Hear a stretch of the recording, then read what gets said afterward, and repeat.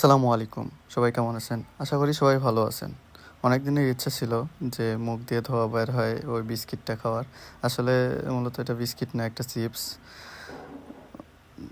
যেটা ৳১০ দামের চিপস আছে না, ভুট্টার গোল গোল, ওই চিপসের মতোই খেতে। খেতে এতটা স্বাদ না হলেও ধোঁয়া বের হওয়ার জন্য খাওয়া এটা মূলত। তো আমরা গেছিলাম সিংড়া বাণিজ্য মেলায়। এখানে যেয়ে দেখি একটা ভাইয়া এই চিপসটি বিক্রি করছে। দেখেই আর ইচ্ছাটাও জেগে উঠলো যে অনেক দিনের ইচ্ছা, খেয়ে দেখি কেমন। অনেক মজা হলো যে মুখে নিতে অনেক ধোঁয়া বের হচ্ছিল, মনে হচ্ছিল সিগারেট খাচ্ছি। আসলে কোনোদিন সিগারেট খাওয়া হয় নাই, তবে দেখা যাক চিপসের মাধ্যমেই অনেক ধোঁয়া বের হলো মুখ দিয়ে।